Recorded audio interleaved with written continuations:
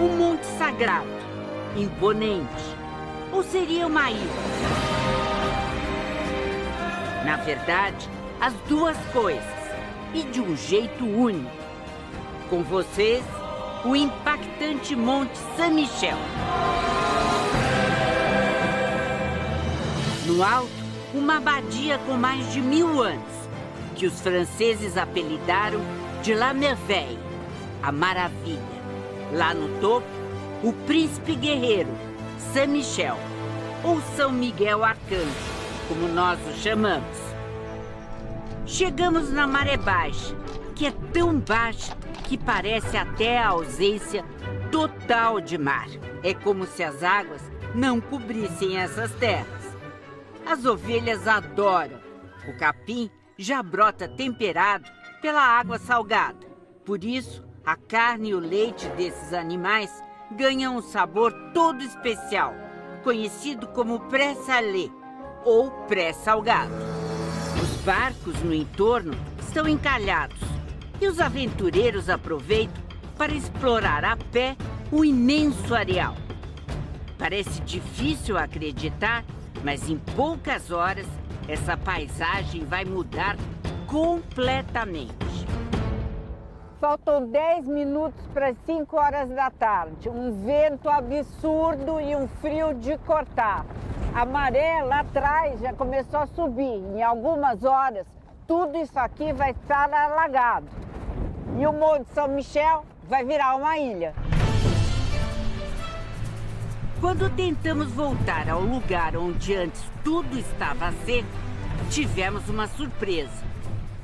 Por causa da força do vento, a maré subiu muito mais depressa do que se esperava. Além do vento e do frio, não faltava mais nada, agora veio a chuva.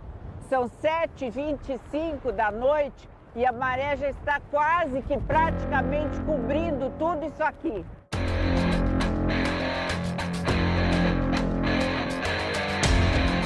O movimento das águas, a dança das marés. Um capricho com efeitos especiais da natureza. Na verdade, é simplesmente a atração da Lua e a atração do Sol sobre a massa de água que está sobre a Terra e que vai provocar esse fenômeno. O fenômeno acontece cerca de 24 vezes por ano, geralmente quando a Lua está cheia ou nova.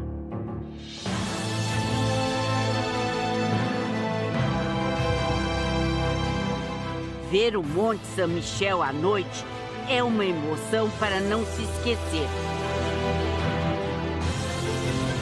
Parece uma joia.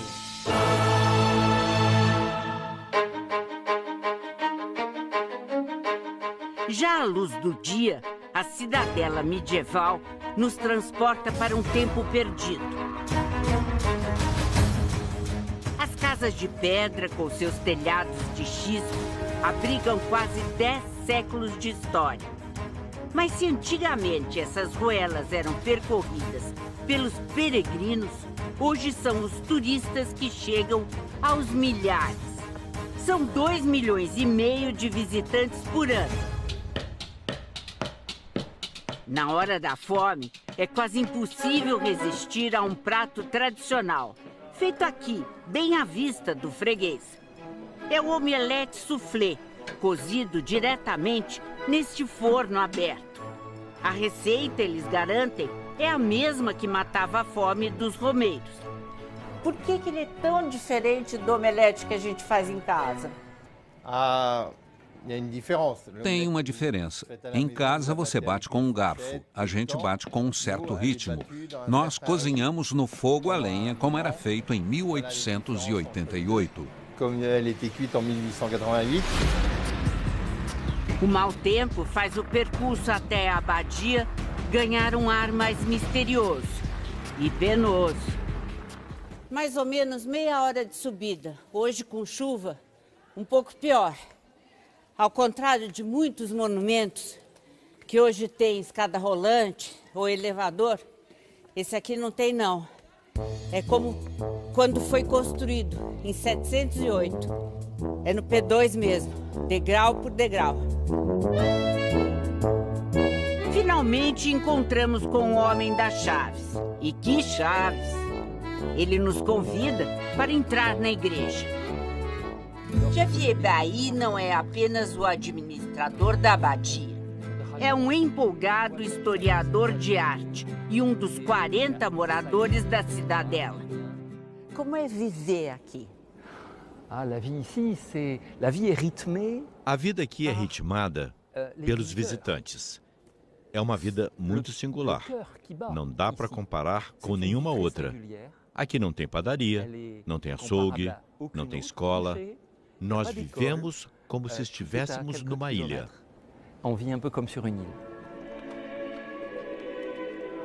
O lugar, a música, mesmo para quem não é religioso, há uma emoção no ar, difícil de definir.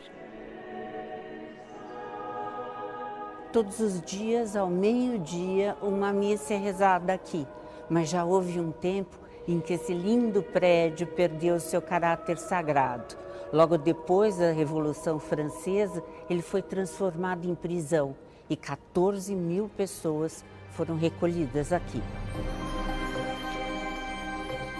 Percorremos salas e corredores sombrios que um dia testemunharam momentos tenebrosos.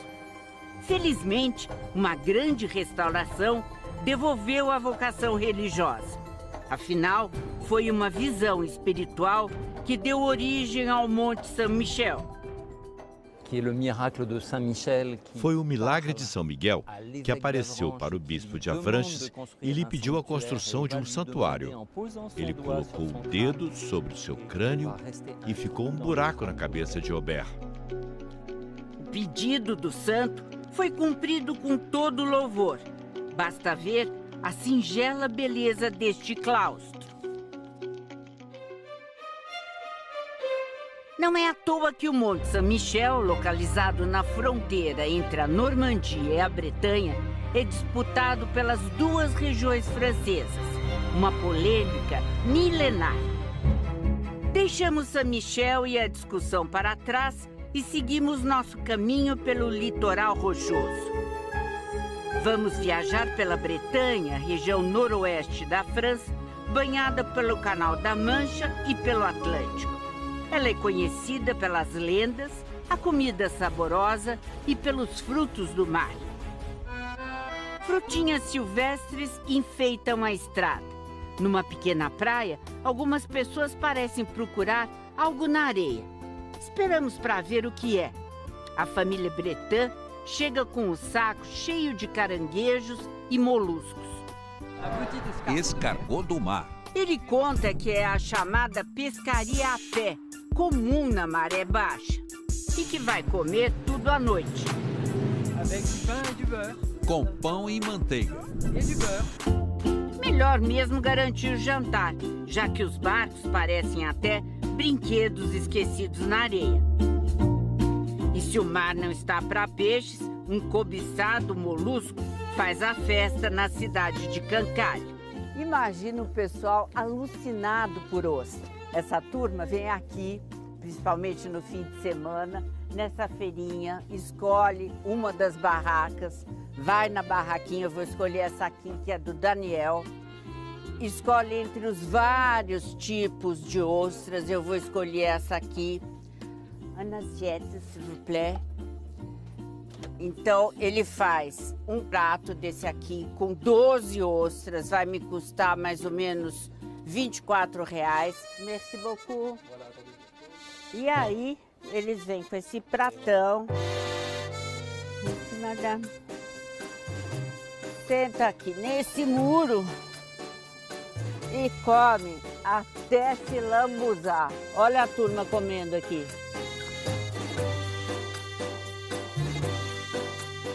É a maior farra para gente de todas as idades. As cascas vão lá para baixo e cobrem a areia. Embora tão distante, a ligação desta costa com o Brasil é antiga. Foi aqui de Cancale que partiu Monsieur Daniel de Latouche, o ilustre fundador de São Luís do Maranhão. E da encantadora cidade de Saint-Malo saíram os corsários que invadiram o Rio de Janeiro em 1711. Agora imaginem a nossa surpresa quando ouvimos no centrinho de Saint-Malo este grito de guerra. Botafogo! Fogo! Fogo! Botafogo! Ele é francês, apaixonado pelo Brasil, pelo futebol e pelo Botafogo, claro. E é dono de um bar tão surpreendente quanto ele mesmo. Alguém já pensou em beber num bar acompanhado de uma figura assim? Pois aqui no Café Classe Histérico Patrimônio Intergaláctico, isso acontece. E não é só um, é com 2.874 bonecos. Bonecos, bonecas de vários tipos e tamanhos. No meio de tudo, uma bandeira conhecida. Ordem e poder. E como é que você fala português assim? 11 anos no Brasil. E foram bons esses 11 anos? Bom sucesso. O melhor bairro do Rio. Bom sucesso. Ramos. O povo maravilhoso. Eu falo do Rio porque estou mais carioca que os cariocas. É verdade que isso deixou uma marca em você para sempre? Tem uma marca aqui. Posso ver? Você quer ver?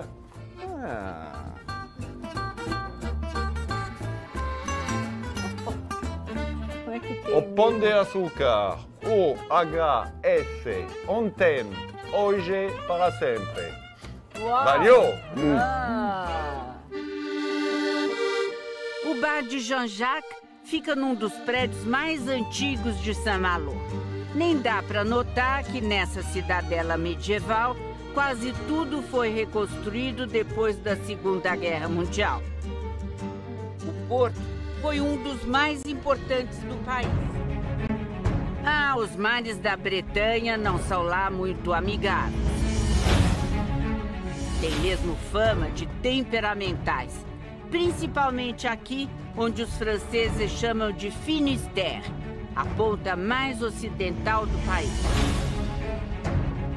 Estamos navegando no mar de Iroise, onde o Canal da Mancha se encontra com o Oceano Atlântico.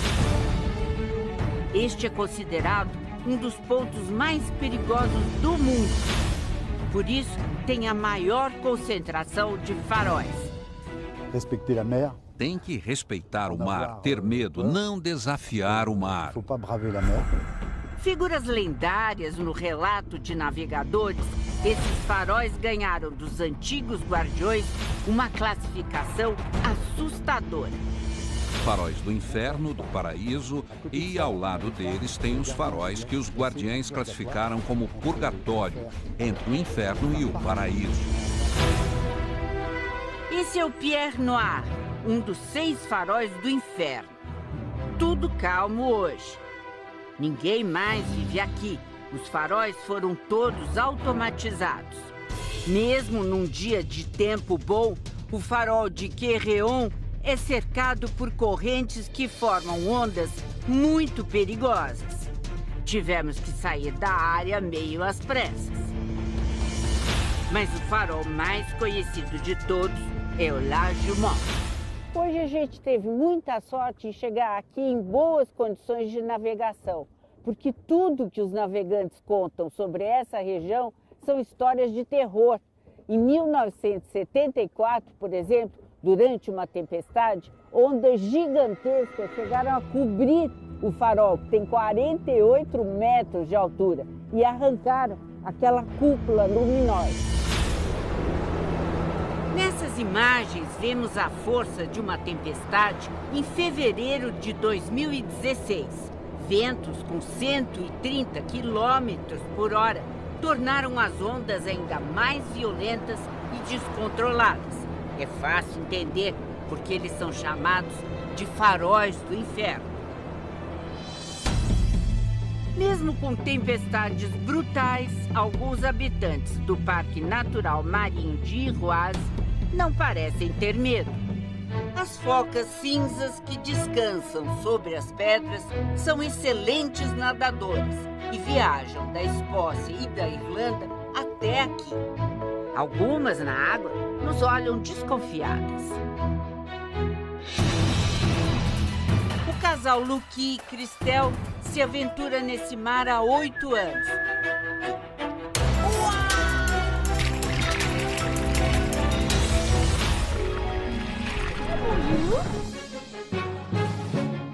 Cristel chama os golfinhos pelos nomes.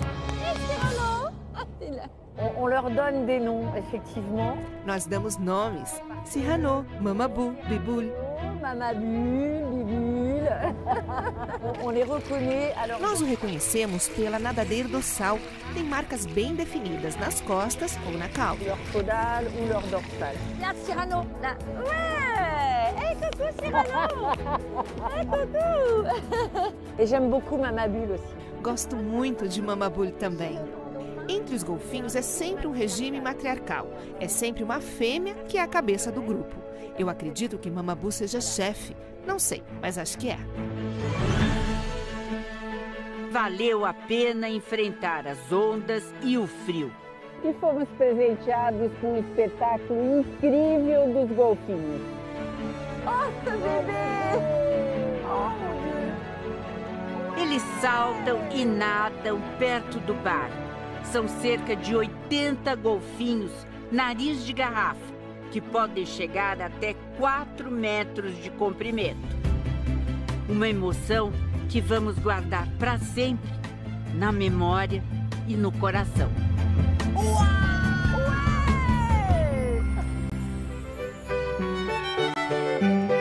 2000 anos de idade e ainda jovem e alegre.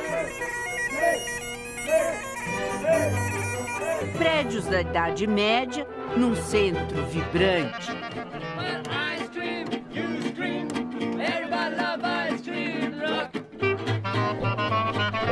Essa é Rennes, capital da Bretanha.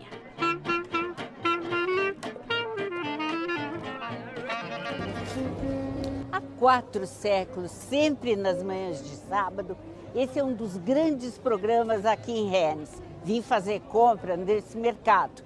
É aqui que senhores e senhoras, com suas sacolas e seus carrinhos, e um certo ar de grandes entendedores, vêm buscar carnes, salsichões, queijos, vinhos, patês e uma variedade incrível de delícias.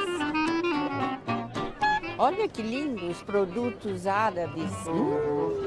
O Marché de Lis é um divertido ponto de encontro. E foi aqui também que nós encontramos a Marlúcia, essa cearense que vive há 15 anos em Rennes. E você se acostumou bem, se adaptou bem? Eu acostumei. O início foi um pouco difícil. Primeiro ano. Ela é dona de uma crêperie, um tipo de restaurante muito comum na Bretanha. E hoje veio buscar alguns ingredientes com seus fornecedores habituais. Tudo que eu uso na crêperie são orgânicos. No início, quando nós começamos, foi bem difícil. Há 10 anos atrás, os franceses não conheciam ainda esses produtos. Inclusive, tinha pessoas que sentavam para comer e diziam, é produtos orgânicos, eu não como isso. Enquanto que hoje, eles vêm comer porque é orgânico. Exige, então a mentalidade mudou um pouco, né?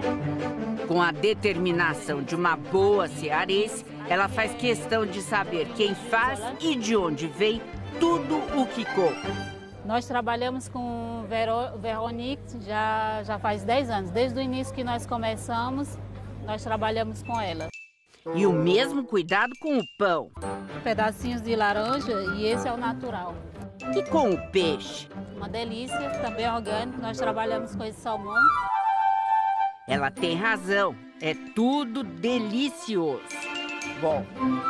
É bom? Bom. É bom? É bom. Vale a pena parar de gravar para você experimentar. Com essas maravilhas tão calóricas, como manter a linha? Por incrível que pareça, a Bretanha registra o menor índice de obesidade da França. Para esse pesquisador, o segredo é o equilíbrio. Na Bretanha, a alimentação é frugal, sem excesso. É também uma região que consome derivados de leite, que fazem bem. Até mesmo a manteiga é um bom alimento, que pode ser comido sempre. A questão é a quantidade na torrada. Mas como comer só um pouquinho se dizem que essa é a melhor manteiga do mundo? Jean-Yves Bourdieu é filho e neto de produtores de manteiga e queijo e adora samba.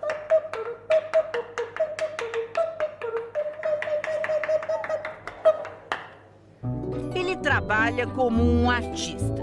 Espátulas para modelar, fios para cortar.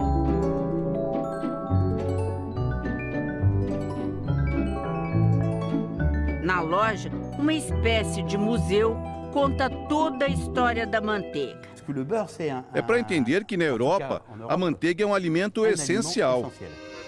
Nada de modernidade. A manteiga é feita como no passado.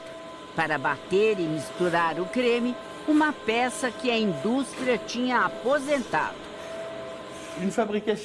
A manteiga Bourdieu precisa de 72 horas. Já a industrial, só 6 horas.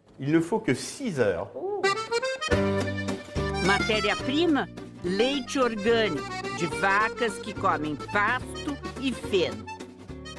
O leite ganha uma qualidade excepcional. Eu esperava provar com um pedaço de pão ou uma torradinha, mas Monsieur Bourdieu diz que é assim. Pura. Pura, bruta. Bruta. Como dizem os franceses, superbe. Merci. Obrigado.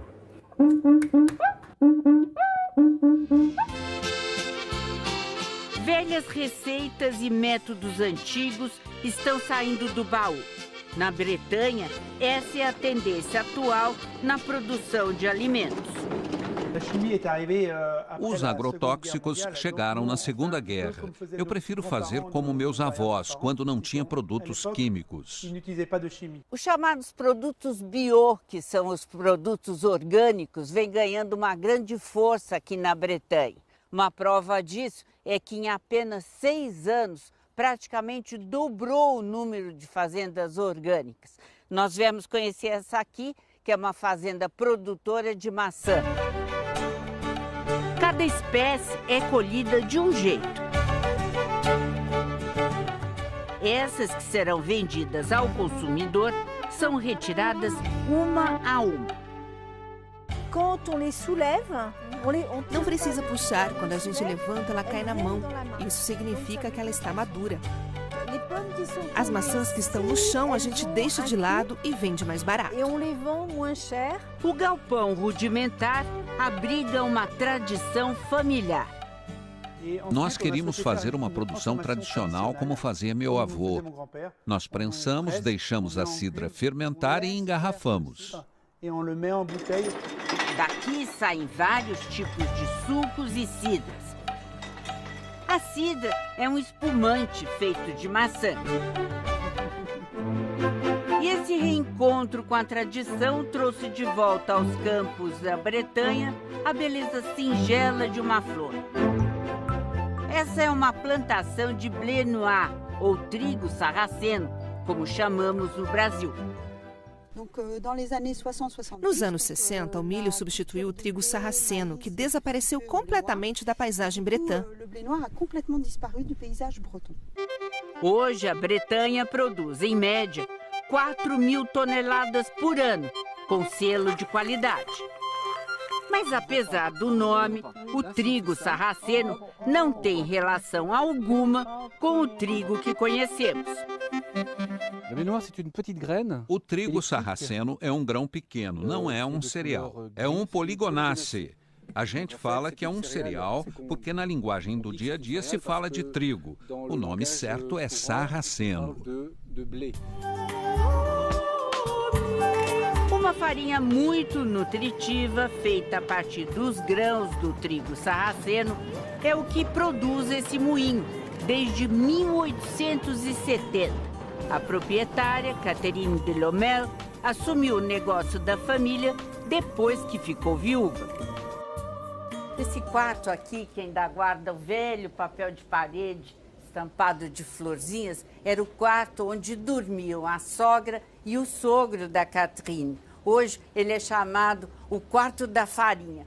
Como é que se desenvolveu esse processo de moagem do trigo sarraceno? Originalmente, os moinhos funcionavam com pedra e a gente guardou esse processo. Moagem feita na pedra, um maquinário simples e um resultado formidável. A gente consegue uma farinha com bastante cor, muito saborosa, ao contrário da fabricação de hoje, moderna. E eu atualmente produzo pela qualidade do produto e não pelo volume. Já se sabe que o sarraceno é rico em minerais, flavonoides e aminoácidos, mas as pesquisas continuam. Não tem glúten no grão, então é sempre melhor para o trânsito intestinal. É com a farinha do trigo sarraceno que se faz a galete, a estrela máxima dos cardápios na Bretanha. Essa é a crêperie de Marluce, a cearense que conhecemos no mercado.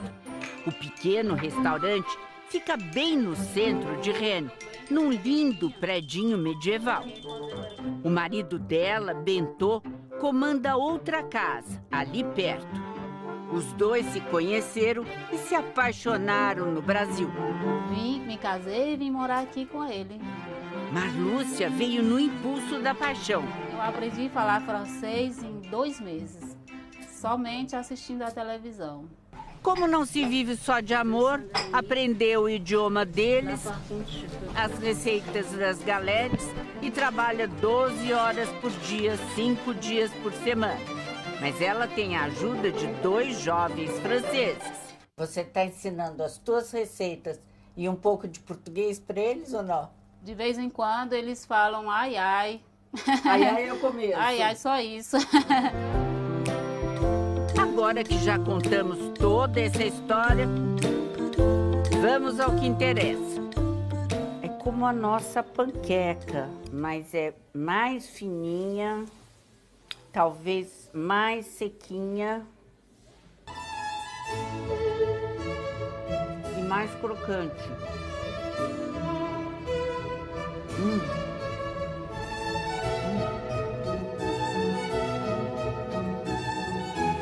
Delicioso.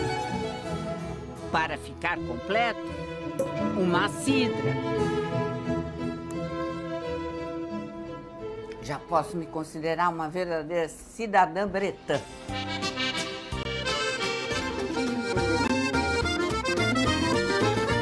O interior da Bretanha guarda segredos preciosos. Vilarejos de muitos séculos, feitos de pedra e sossego. Como Le Cronan, que já foi cenário de dezenas de filmes. Na casa mais antiga da vila, funciona uma livraria celta, lembrando os povos que habitavam a região. E aqui encontramos livros escritos em bretão, a língua original dessas terras, bem diferente do francês. Em bretão, a gente pergunta como você está. A gente diz. Repete. Mon armad. Très bien, magnifique.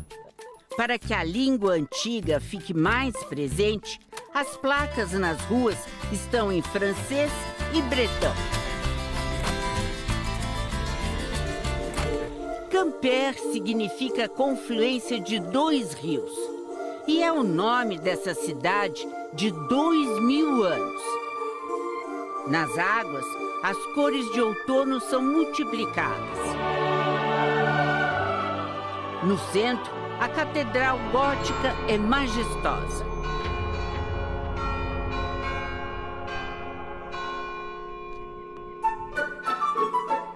Famosa em toda a Europa, a faiança, um tipo de louça esmaltada, é feita em Quimper com a mesma delicadeza de 300 anos atrás. A história da Bretanha, última região a ser anexada à França, pode ser vista também através de construções impressionantes. 17 castelos fortificados faziam a proteção da fronteira entre a Bretanha e a França, o que mostra a decisão do povo bretão de resistir às invasões. De todos eles, Fougères é o mais importante. Até hoje, é a maior fortaleza da Europa. Ao todo, 11 torres. Proteção máxima. A parte mais antiga, com pequenas casas, fica em volta da fortaleza. Fougères começou a ser erguido no começo do primeiro milênio e é um patrimônio cultural único. Mas no elegante château de Montbouin, a história é outra. Um rico pomar, um imenso jardim e uma ponte afetiva com o Brasil.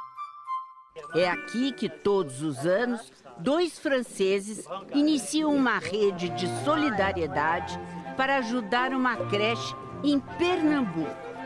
É a Associação Amigos de Jussaral, que une a Bretanha ao Cabo de Santo Agostinho, em Pernambuco. Tudo começou há 32 anos, quando Christopher foi para o Brasil pela primeira vez. Eu viajei com um amigo de infância, em 84, para conhecer o Brasil e também para participar de um projeto social. Em Pernambuco, Christopher conheceu Colette Cata, uma freira francesa. Tentar não fazer perder a esperança. Ela tinha feito um centro social na comunidade de Jussaral e estava construindo uma creche. Fiquei 5 meses para participar com os operários a levantar a creche. E voltando para a França, conversando com os amigos, eu falei para eles, é interessante, vamos ajudar. Então, foi assim que nasceu a associação. E na associação veio a ideia, fazer um suco e reverter para a creche toda a arrecadação da venda. Suco de maçã. E é aí que entram os donos do lindo castelo. Discretos, não quiseram dar entrevista. Eles doam as maçãs do pomar para fazer o suco. A colheita é uma festa. Todos são amigos e voluntários. Eles fazem uma chuva de maçãs que cobre todo o terreno.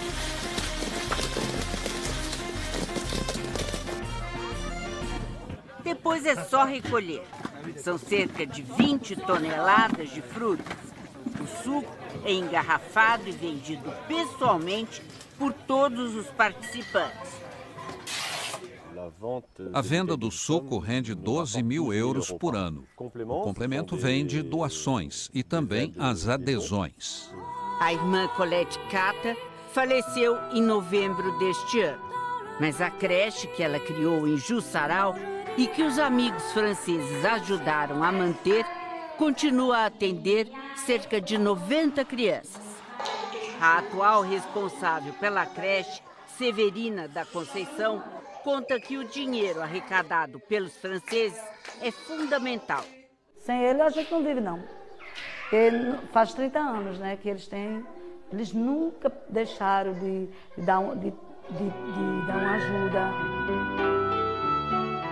Os donos desse pomar conhecem lá a comunidade de Jussaral? Não conhecem? Não.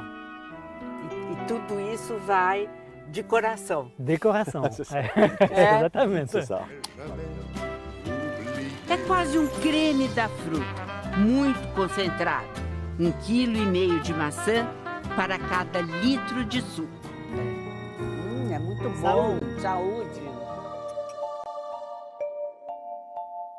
É na penumbra dos bosques que os mistérios da Bretanha estão mais presentes. Lendas, crenças e muito misticismo. Era assim na cultura dos povos celtas e continuou assim com os bretões. Floresta de Brocéliande. Aqui, realidade e ficção muitas vezes se confundem. o célebre rei Arthur e os cavaleiros da Távola Redonda. Guerreiros protegidos pelo mago Merlin. São heróis que viveram nessa mata. Mas eles existiram mesmo? O que houve de verdade e o que é lenda do que se passou aqui? La légende du roi Arthur. A lenda do rei Arthur se passou aqui em Broceliande. É uma lenda muito, muito velha. A tradição oral fez com que essa lenda sobrevivesse. E o território é esse aqui. Mas é possível que o rei Arthur realmente tenha existido. Que o grand roi Arthur ait existé. Nós só vemos nessas águas o reflexo do céu e das árvores. Mas este é o Lago Espelho das Fadas. E o nome não é à toa. Ele guardaria lá no fundo um castelo de cristais submerso. E todas as manhãs, quando as fadinhas saem, elas vaidosamente se miram no reflexo d'água antes de voar por aí. Céline Mercier nasceu nessa região, mora e trabalha em Broceliande. Para ela, é natural acreditar em personagens encantados. Fadas, duendes, princesas, reis, cavaleiros. Você acha que tudo isso está por aqui ainda? Oui, oui, oui. Sim, sim, sim. Através das histórias que contamos, eles vivem nesse lugar, sim. A gente nasceu com essas histórias, com esses personagens, com esse lugar. Para nós é mais do que um livro ou uma história. E são muitas as histórias fantásticas nessa floresta de 12.000 hectares, que hoje é área privada e protegida. Uma árvore com mais de 1000 anos de idade. Esta outra, carbonizada no incêndio de 1990, teve o tronco folhado a ouro para simbolizar a natureza frágil e preciosa da floresta. E essa magia, tão presente nos bosques, parece se revelar também em cada cidadezinha, em cada castelo, em cada curva da estrada. A tranquilidade faz essa região ter uma das melhores qualidades de vida da França. Um povo simpático, marés incríveis, golfinhos espetaculares, uma identidade ancestral sempre preservada. Tudo isso faz da Bretanha um lugar que seduz a todos que se aventuram por seus caminhos.